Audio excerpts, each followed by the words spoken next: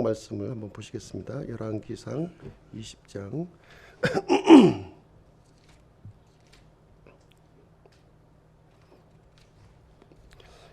1절부터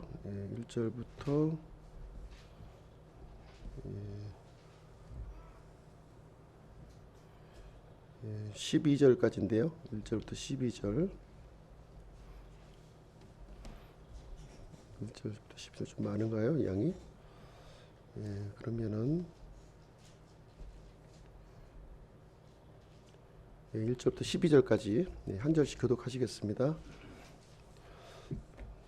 이게 또 20장이 그 43절까지 있거든요.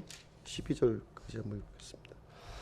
시리아 왕 베나닷이 자기의 온 군대를 함께 모으니 32명의 왕들이 그와 함께 있었고 말들과 병거들이 있더라. 그가 올라가 사마리아를 에워싸고 그 도시와 싸우며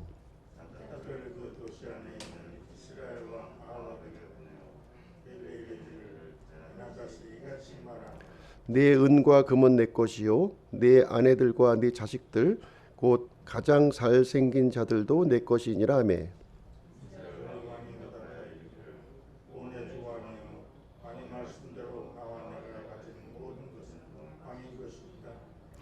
사자들이 다시 와서 이르되 벤하닷이 이같이 말하여 이르노라. 내가 이미 내게 사람을 보내어 말하기를 너는 내 은과 금과 아내들과 자식들을 내게 넘기라 하였으나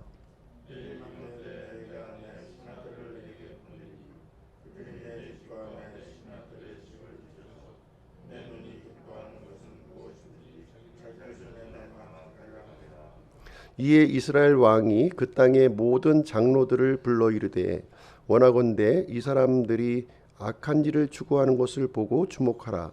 그가 내 아내들과 자식들과 은과 금을 취하려고 사람을 내게 보내었으나 내가 그의 요구를 거절하지 못하였노라 하니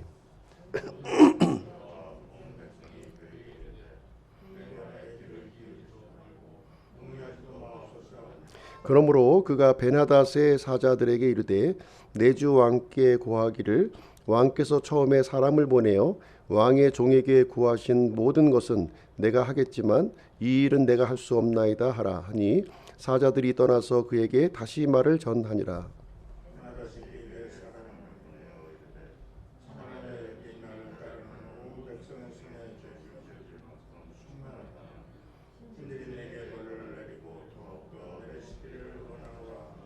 이스라엘 왕이 응답하여 이르되 그에게 고하기를 자기 갑옷을 입는 자는 갑옷을 벗는 자 같이 자랑하지 말지니라 하라니 베나닷이 왕들과 함께 천막에서 마시다가 이 소식을 듣고는 자기 신하들에게 이르되 너희는 전열을 갖추라 하매 그들이 그 도시를 향해 전열을 갖추니라.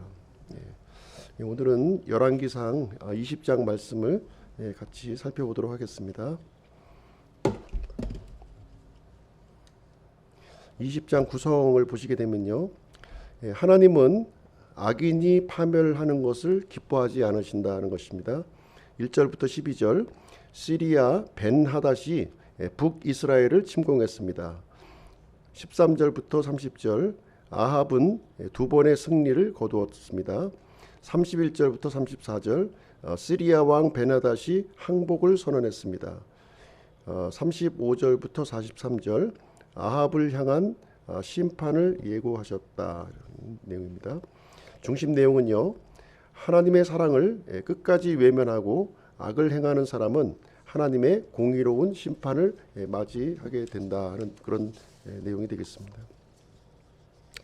오늘은 이제 그 아합에 대해서 그 좀 초점을 맞추어서 이제 살펴보게 될 텐데요. 이 아합은 불신자를 이렇게 예표한다 보시면 되겠습니다. 이 아합의 모습이 바로 나의 모습이라는 거예요. 믿지 않는 하나님을 믿지 않는 사람의 모습을 보여주고 있다.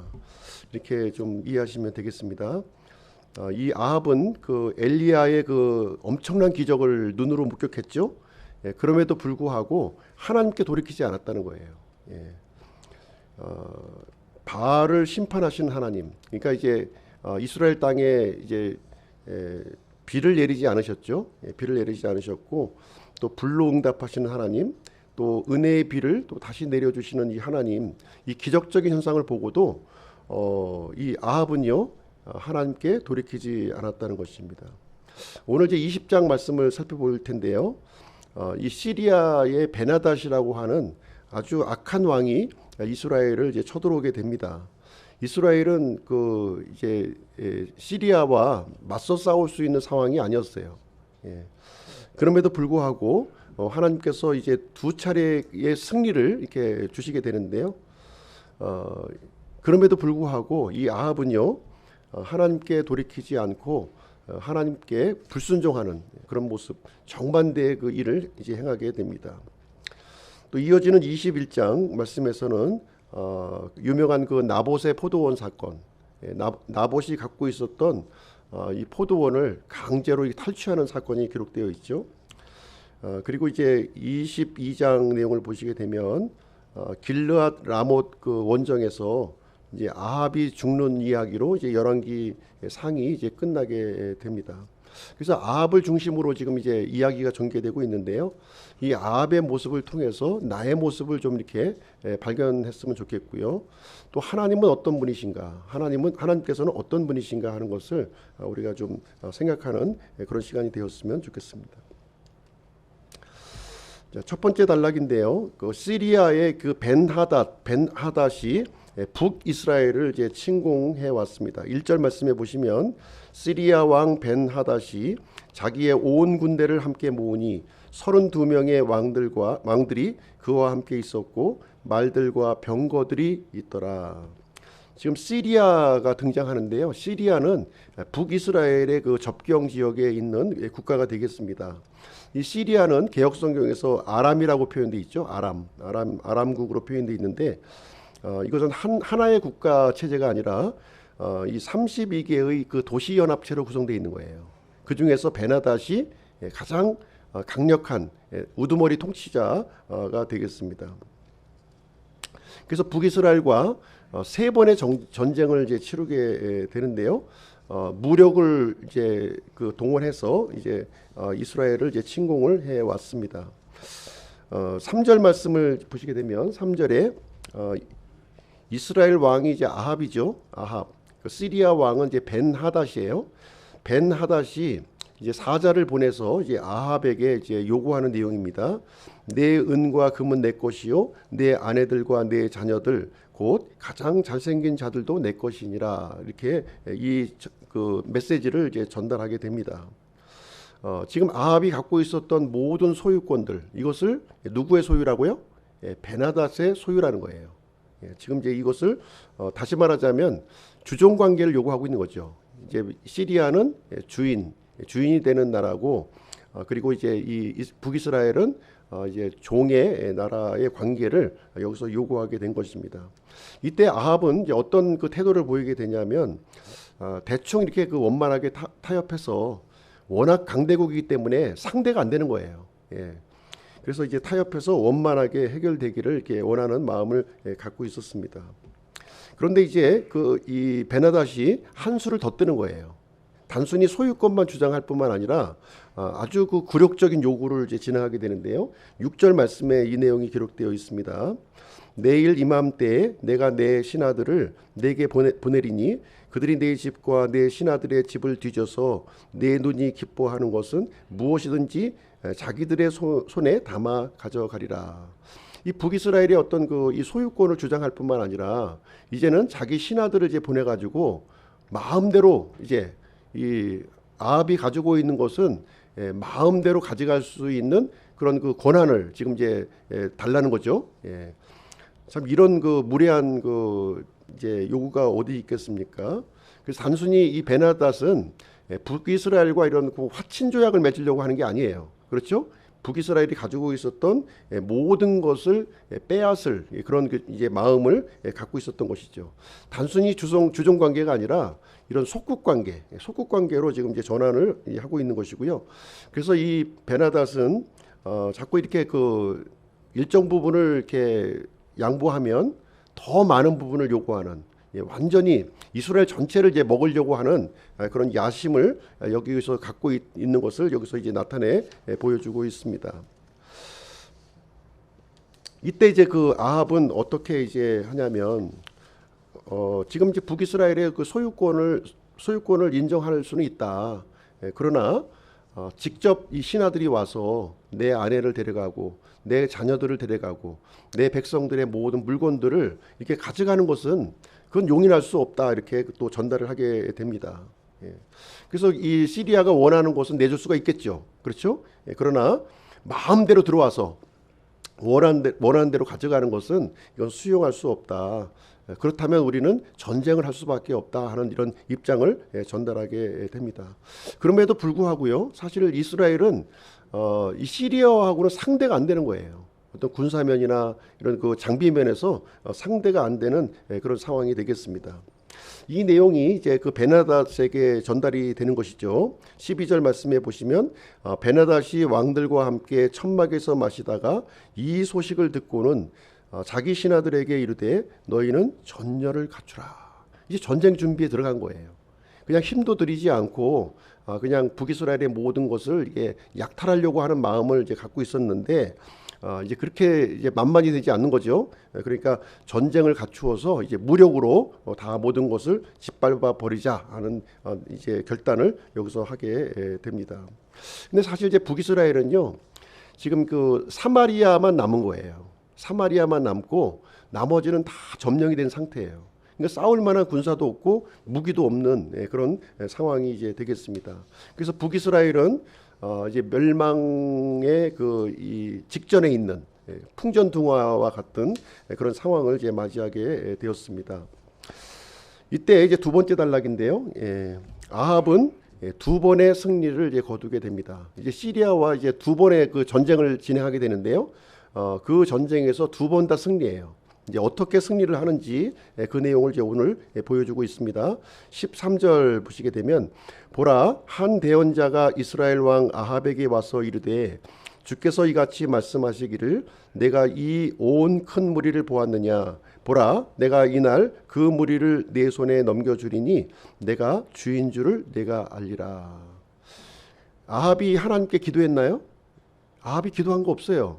그러나 하나님께서는 지금 한 대언자를 이제 보내줍니다. 아합에게 보내주어서 무엇을 약속하고 있냐면 전쟁에서 승리를 주겠다. 아합에게 승리를 주겠다고 이렇게 약속을 합니다.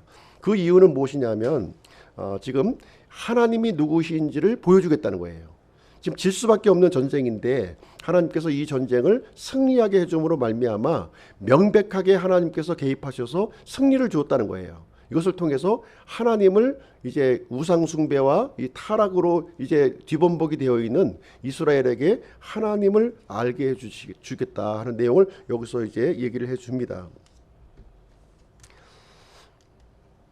이 아합에게 왜 이런 호의를 베풀까요? 아합이 어떤 존재입니까?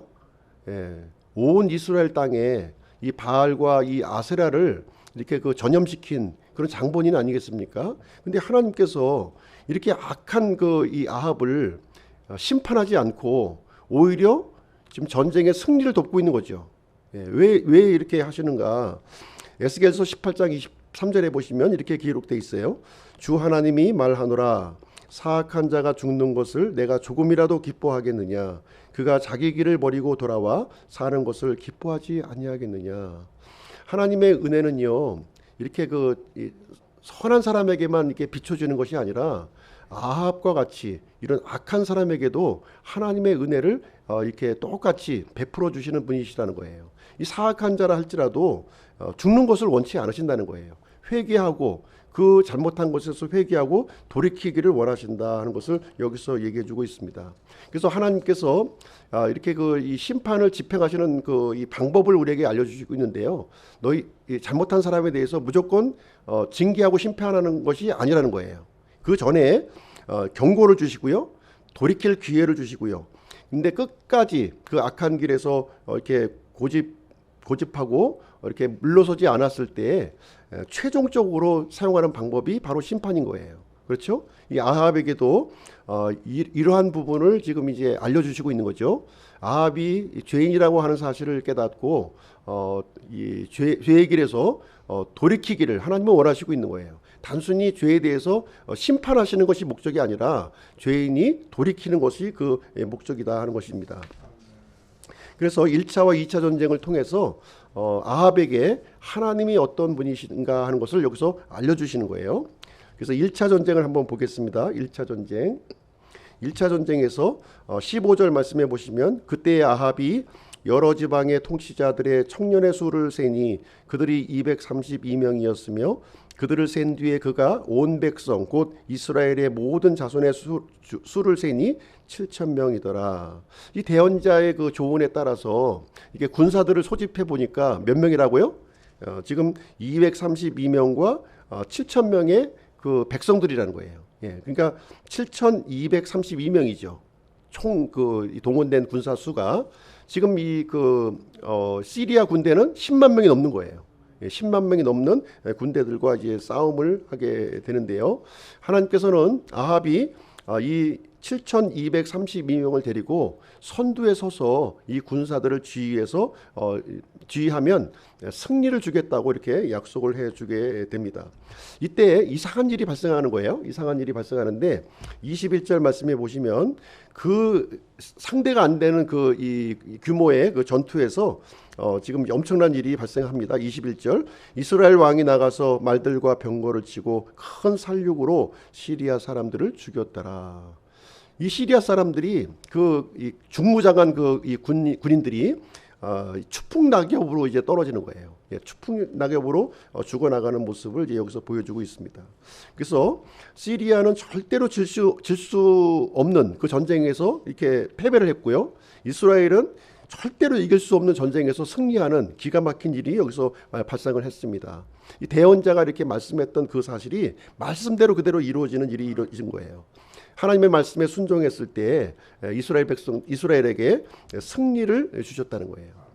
근데 이 모습을 이제 아합이 직접 본인이 경험을 했죠. 예, 경험을 했음에도 불구하고 이 승리를 하나님께 돌리지 않고 아합은요 마치 자신의 능력으로 이 전쟁의 승리를 이룬 것처럼 승리에 도취해 있었다고 하는 사실을 여기서 알려주고 있습니다. 하나님께서 왜 아합을 이렇게 도우시느냐? 참 우리 현재 상황으로서는 이해가 되지 않죠. 이 사악한 자를 이렇게 좀 당장 죽여도 시원찮은데 이렇게 도우시는 이유가 무엇인가? 잠언 16장 4절에 보시면 주께서는 자신을 위하여 모든 것을 만드셨나니 참으로 사악한 자도 악한 날을 위하여 만드셨느니라. 오늘날에도 이런 현상이 많이 있죠. 저렇게 악한 사람이 이렇게 참 떵떵거리면서 왜 이렇게 잘 사는가? 근데 저렇게 착하고 순진한 사람이 이렇게 힘들고 어렵고 고단한 삶을 사는가 하는 것을 우리는 이제 현실 속에서 목도하게 됩니다. 하나님께서는요 그 이유를 여기서 설명해 주고 있는 거예요. 악한 날을 위해서 사악한 자도 준비하고 있다는 거예요. 잠깐은 이 악한 자들이 형통함을 누릴지는 몰라요. 그러나 하나님께서 이렇게 이 의인을 위해서 사용하고 난 뒤에는 폐기 처분이 될 거라는 거예요. 이 부분을 성경에서 분명하게 우리에게 이제 가르쳐 주고 있는 것이죠. 용도가 있다는 거예요. 용도. 그 사악한 자를 강성하게 해주는 용도가 있는 거예요. 그 사람만이 할 수 있는 그 위치에서 할 수 있는 일들이 있기 때문에 하나님은 그것을 섭리 가운데 허용하시고 있다고 하는 내용이 되겠습니다. 이스라엘의 잘못을 징계하기 위해서 누구를 사용했습니까? 아시리아를 사용했잖아요. 또 아시리아의 잘못을 징계하기 위해서 누구를 사용했나요? 바벨론을 사용한 거예요. 또 바벨론의 죄악을 심판하기 위해서 누구를 사용했나요? 메데 페르시아를 사용한 거예요. 메데 페르시아의 그 잘못된 죄악을 또 심판하시기 위해서 누구를 사용하셨나요? 그리스를 사용한 거예요. 이런 식으로 이 악한 날에 이 사악한 자의 형통함을 이렇게 하나님께서는 준비하시고 있다. 궁극적으로는 의인을 위해서 이 구속 역사를 이루기 위해서 모든 일을 섭리 가운데 진행하고 있다고 하는 것입니다. 아합의 지금 이 진행되는 내용도 이와 같은 방법으로 우리가 이해를 해야 된다는 거예요. 그렇죠? 1차 전쟁이 이제 승리로 끝났고요. 또 대원자가 아합을 찾아옵니다. 예, 처음에 만났던 그 대원자가 다시 아합을 찾아오는데요. 22절 한번 보겠습니다. 그 대원자가 이스라엘 왕에게 와서 그에게 이르되 가서 힘을 키우시고 주목하여 왕이 행하는 일을 보소서. 새해가 돌아오면 시리아 왕을 대적하러 올라오리이다. 이 시리아가 지금 이제 패배를 하고 도망갔지만 다시 온다는 거예요. 다시. 전력을 다시 재정비해서 지금 이제 공격을 하러 온다는 것이죠. 마치 지금 러시아와 우크라이나 전투를 보는 것 같죠. 그렇죠? 러시아와 우크라이나 전투예요. 조금 밀리는가 싶으면은 다시 후퇴해가지고 전열을 정비해서 다시 공격해오는 이런 방식을 지금 이제 진행을 하고 있습니다. 그래서 패배하고 돌아갔지만 내년 새해가 되면 다시 전열을 정비해서 공격을 하게 될 테니 대비하고 준비하라고 지금 이제 조언을 여기서 해주게 됩니다. 여기서 이제 시리아는 이제 1차 그 전쟁에서 패배를 한 이후에 패배 원인을 분석한 거예요. 패배 원인을 분석합니다. 어떻게 패배 원인을 분석했냐면 이스라엘의 하나님은 산의 하나님이라는 거예요. 지금 사마리아는 어디에 세워진 도시입니까? 산 위에 세워졌죠. 산 위에 세워진 거예요. 높은 산 위에 세워지다 보니까 이스라엘의 하나님은 산의 하나님이시다. 그렇기 때문에 산악 전투에서는 우리가 질 수밖에 없다. 이렇게 패배 원인을 분석한 겁니다. 그래서 평지 전투를 준비합니다. 평지 전투. 이제 산에서 싸우지 말고 우리는 평지에서 좀 싸우자. 그리고 지휘 체계가 좀 문제가 있었던 것을 또 발견했어요. 그래서 왕들이 32개의 이 왕들이 있었지 않습니까? 작은 왕들이 있었는데 32개의 그룹으로 이제 통치가 되니까 일사불란하게 이게 운영되지가 않은 거예요. 이 지휘 편제가. 그래서 군대 대장들에게 이 어떤 권한을 위임시켜서 일사불란한 지휘 체계를 만들어 가지고 평지 전투에서 지금 이제 러시아가 이제 그 시가전에서 안 되잖아요. 그죠? 시가전에서 막 이 공격을 막 당하니까 우리 시가전 하지 말고 평지에서 싸우자. 그래서 포병 화력과 이런 그 기갑 부대를 동원해서 전쟁하는 모습이 있습니다. 그래서 이 똑같은 상황이에요. 산악 전투가 안 되니까 평지에서 대규모 이런 이제 인력을 동원해서 하자는 거예요. 그러기 위해서는 시간이 필요했던 거죠. 그래서 말과 기병과 병거가 필요했던 거예요. 산에서는 병거가 필요 없죠. 그렇죠? 그러나 평지 전투에서는 병거가 필요한 거예요. 말이 필요하고 기병이 필요했기 때문에 1년 동안 전쟁 준비에 여기서 들어가게 됩니다. 그래서 마침내 26절에 보시면 이제 이제 시리아가 다시 전열을 재정비해서 공격을 해오는데요. 26절에 보시면 새해가 돌아오매 베나닷이 시리아 사람들의 수를 세고 아벡으로 올라와 이스라엘과 싸우려 함으로. 이 아벡이라고 하는 지역은 어떤 지역이냐면 당연히 평지겠죠. 당연히 평지에서 지금 이제 강력한 대규모 이제 군대를 동원해서 지금 이제 단번에 지금 이제 북이스라엘을 멸망시키려고 하는 그런 계획을 세우게 되었습니다. 또 위기를 지금 직면한 거예요. 또 위기. 이런 상황에서 어떻게 될까요? 이때 다시 하나님의 사람이 아합에게 등장합니다. 여기 보시게 되면 하나님의 사람이 이제 아합에게 와서 다시 한번 조언을 해주는 거예요. 어떻게 하면 이 전쟁을 승리로 이룰 수 있는 것인가? 한 가지 정보를 알려주게 되는데요.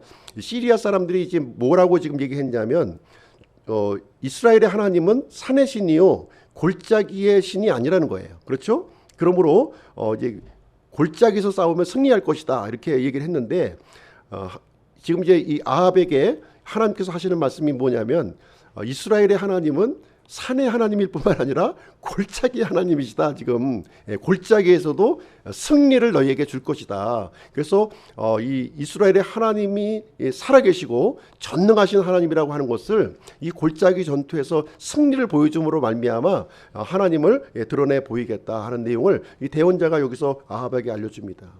이 정도 얘기하면 아무리 완악한 죄인이라도 참 하나님 앞에 무릎 꿇어야 되는 거 아니에요? 예. 근데 아합은 깨닫지 못합니다. 이런 것을 경험하고도 깨닫지 못하게 돼요. 전쟁은 군사의 수와 무기에 있는 게 아니죠.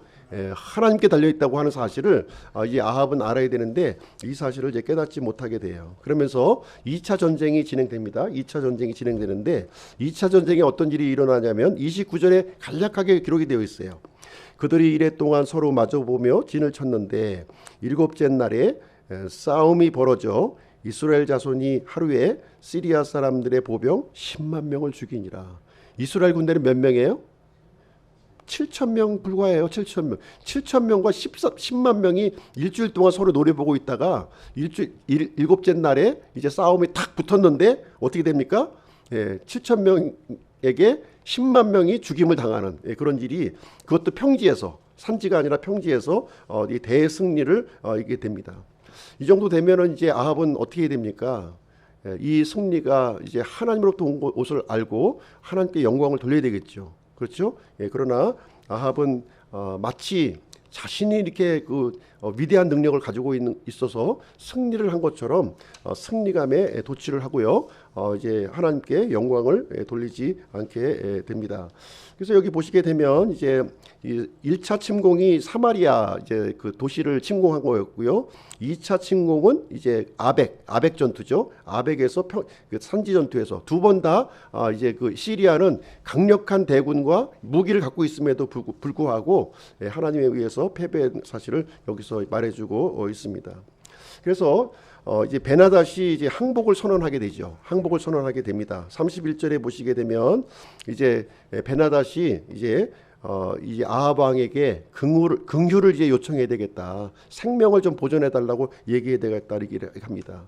완전히 상황이 반전된 거죠. 그렇죠? 이제 그 전에는 이제 주종 관계, 속국 관계로 지금 이제 요구했던 시리아가 이제는 완전히 상황이 바뀐 거예요. 그렇죠? 생명을 구걸해야 되는 그런 그 상황에 놓여지게 되었습니다. 이 말씀을 통해서 하나님께서는 교만한 자를 낮추시고 겸손한 자를 높이시는 하나님을 우리가 이제 기억하게 되는 것입니다. 이때 이제 아합은 어떻게 될까요? 아합은 이렇게 그 긍휼을 구하고 생명을 이제 구해달라고 하는 이 베나닷을 어떻게 처리해야 되겠습니까? 하나님께 물어봐야죠. 하나님께. 근데 아합은요, 하나님께 기도하지 않아요. 하나님께 영광을 돌리지 않았을 뿐만 아니라 하나님께 기도하지도 않습니다. 묻지도 않아요. 그냥 자기 스스로 결정해버려요. 자기 스스로. 어떤 결정을 하게 되냐면요, 32절 말씀에 기록이 되어 있습니다.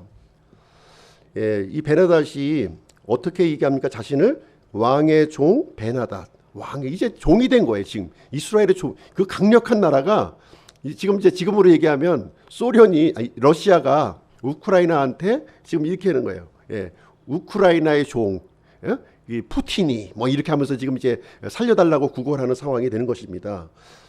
원하건대 나를 살려 주옵소서 이렇게 하니까 아합이 어떻게 반응을 이제 보이게 되냐면 아합이 이르되 그가 아직 살아있느냐?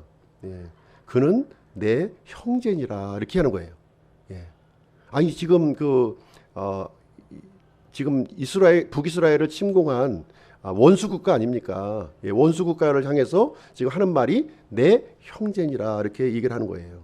어떻게 보면 이것이 전략적으로 이제 어떻게 보면 이제 맞을 수도 있어요. 그렇죠? 맞을 수 있습니다. 그러나 지금 이제 그 아합의 태도에는 명백한 잘못이 있다는 거예요. 이 전쟁이 누구의 전쟁입니까? 아합이 승리한 전쟁이 아니잖아요. 전적으로 하나님께서 개입하셔서 승리로 이끈 전쟁이었다는 거예요. 그렇다면 당연히 승리의 그 영광을 하나님께 돌려야 되는 것이고 이 결과를 어떻게 해야 될지를 하나님께 물어야 되는 거죠. 그렇죠? 하나님께 묻지 않고 자기 스스로 그냥 이 적군의 왕을 내가 살려주겠다, 내 형제로 받아들여주겠다 이렇게 얘기를 하게 되는 것입니다.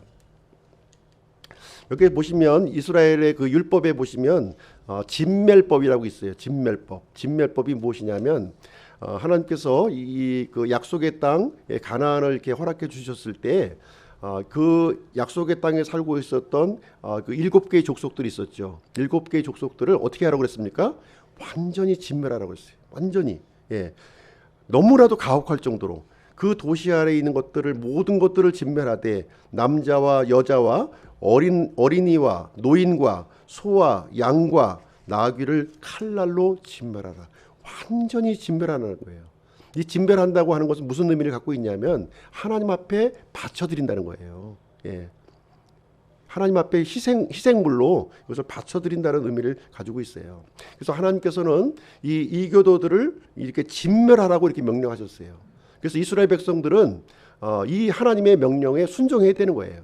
예. 그 자신의 어떤 논리와 어떤 지식을 가지고 판단하는 것이 아니라 하나님의 말씀을 순종해야 되는 거예요. 당연히 여기 그 아합 왕은 이스라엘의 백성이라면 지금 이 시리아의 이 왕과 군사들을 진멸시켜야 되는 거예요. 하나님의 백성들을 이렇게 완전히 지금 이제 공격한 그런 그 무례한 국가 아니겠습니까? 여기에 대해서 진멸로 해야 되는 것입니다. 하나님께서 왜 이렇게 강력하게 진멸하라고 했을까요? 그것은 이스라엘을 보호하기 위해서 그러는 거예요. 이 이교도들이 갖고 있었던 우상 숭배의 사상, 그런 그 죄악된 모습으로부터 보호하기 위해서 이런 조치를 내렸던 것이고요. 하나님의 백성들은 이 주님의 명령에 순종해야만 했던 것인데 아합은 순종하지 않습니다. 그래서 이제 35절부터 이제 43절 내용을 보시면 좀 이해할 듯도 하고 이해하지 못할 듯도 한 내용이 여기에 이제 기록이 되어 있어요. 그래서 지금 아합을 향한 지금 이제 심판을 예고하는 장면을 이제 여기서 설명을 해주고 있는데요. 39절 말씀에 보시게 되면 39절에 이제 아합 왕이 이렇게 지나가고 있는데 어떤 그 사람이 얼굴에 막 좀 그 이 변장을 하고 막 소리를 지르는 거예요. 소리를 지르는데 뭐라고 얘기하냐면 이렇게 얘기하는 거예요. 전쟁 중에 이렇게 전쟁이 일어나고 있는데 왕이 이 사람을 지키라고 명령을 한 거예요. 이 사람을 꼭 지켜라 명령을 했는데 지키지 못하고 놓쳐버린 거예요. 그러면 그 사람을 어떻게 하면 좋겠느냐 하고 이제 왕에게 물어본 거죠. 예, 그렇게 했을 때 왕은 뭐라고 대답을 하냐면 왕의 명령을 어겼기 때문에 전시의 명령은 절대 복종이죠. 절대 복종해야 되는 거예요. 절대 명령에 불복종했기 때문에 그 잃어버린 죄에 대한 책임을 져야 된다는 거예요. 그 사람이 책임을 져야 된다 하는 내용을 여기서 이제 얘기해 줍니다. 그래서 지금 이제 이어지는 얘기가 42절에 또 이렇게 이어지는 얘기가 무엇이냐면 그가 왕에게 이르되 주가 이같이 말씀하시나이다. 내가 진멸하기로 정한 사람을 내가 내 손에서 놓아주었으므로 내 생명이 그의 생명을 대신하고 내 생명이 그의 백성을 대신하리라. 지금 그래서 지금 하나님께서 이렇게 지키라고 한 그 명령을 어긴 사람이 누구라는 거예요? 아합 당신입니다. 이게는 거예요. 그렇죠? 예. 이 다윗과 나단 대원자 얘기 나오잖아요. 다윗이 그 우리아의 아내를 이제 범했을 때 나단 대원자가 책망을 해요. 어떻게 책망을 하냐면 어떤 사람이 이제 새끼 암양을 하나 갖고 있는데 많은 부자가 그 새끼 암양을 이제 빼앗았는데 어떻게 하면 좋겠습니까? 얘기합니까? 하지 않습니까? 그랬을 때 다윗이 뭐라고 그래요? 그런 놈은 쳐 죽여야 된다고 얘기합니다. 예. 그랬을 때 나단 대원자가 뭐라고 그래요? 바로 그 사람이 왕입니다. 이렇게 얘기하는 그 얘기를 하고 있는 거예요. 지금 전반적으로 지금 이 35절부터 43절까지 이 얘기를 지금 해주고 있는 것입니다. 그래서 합당한 책임을 이 시리아의 베나닷과 군사들을 살려준 이 왕의 그 처신에 대해서는 합당한 책임을 져야 된다. 그 얘기를 해주고 있는 내용이 되겠습니다. 이런 똑같은 일을 했던 사람이 또 앞전에 소개가 되고 있는데요. 사울이 그랬던 거예요. 사울. 하나님께서 아말렉 족속을 완전히 진멸하라고 그랬죠. 근데 이 사울은 완전히 진멸했습니까? 살찐 이 가축들은 남겨두고 그 아말렉의 왕 아각은 전략적으로 살려두는 결정을 한 거예요. 그리고 여리고성을 이렇게 침략했을 때 지금 완전히 진멸하라고 명령했음에도 불구하고 이 아간이라고 하는 사람이 아주 그 귀한 물건들을 자기 천막 텐트 밑에 숨겨놓는 장면이 여기서 기록되어 있습니다. 그래서 이런 사람들은 진멸법에 의해서 이제 그 처단이 심판이 예고돼 있다는 것을 여기서 말씀해 주는 내용이 되겠습니다. 결론을 이제 드리도록 할게요. 43절에 보시면 이렇게 기록되어 있습니다. 이렇게 이 아합의 죄를 대언자가 책망을 하니까 지금 아합의 반응을 한번 기록되어 있는데요. 이스라엘 왕이 근심하며 불쾌히 여기고 자기 집으로 가서 사마리아에 다다르니라 이렇게 기록하고 있습니다. 그래서 이 대언자의 책망에도 불구하고 이 아합은 돌이키지 않은 거죠. 그럼 이 정도 상황이면은 하나님 앞에 자신의 죄를 이실직고하고 용서를 구해야 되는데 용서를 구하지 않는 아합의 모습을 보여주고 있는 거예요. 그래서 이 아합은요, 이제 하나님께서 이제 심판하시기로 이제 작정을 이제 하시게 되는 것이죠. 그래서 아합은 대언자의 경고를 깨닫지 못했고 하나님의 말씀을 가볍게 여겼다는 거예요. 오히려 자신이 주권자 노릇을 하는, 그래서 스스로 재판관이 되어서 이제 이 하나님으로부터 이 멸망과 심판을 스스로 자초하게 되었다는 것입니다. 하나님께서 이렇게 잘못하도록 하는 게 아니에요. 멸망에 이르도록 하는 것이 아니라 멸망에 이른 사람의 특징은 스스로 그 멸망에 들어가는 일을 자초하고 있다고 하는 사실을 여기서 알려주고 있습니다. 하나님께서 이 아합에게 베풀어진 은혜는요, 참 굉장히 많은 기회를, 지금 돌이킬 수 있는 기회를 제공해주고 있어요. 그럼에도 불구하고 이 아합은 그 일에 대해서 무지했고 또 깨닫지 못했고 이해하지 못하는, 또 하나님에 대해서 불순종하는 그런 모습을 보였기 때문에 아합은 멸망하게 되었다는 것을 여기서 우리에게 가르쳐주고 있는 그런 내용이 이제 되겠습니다. 전능하신 하나님을 의지하고 순종하는 우리 기쁨 침례교회 성도님들이 되시기를 주님의 이름으로 축복드립니다. 한 1, 2분 정도 잠깐 기도하는 시간 가지시고요.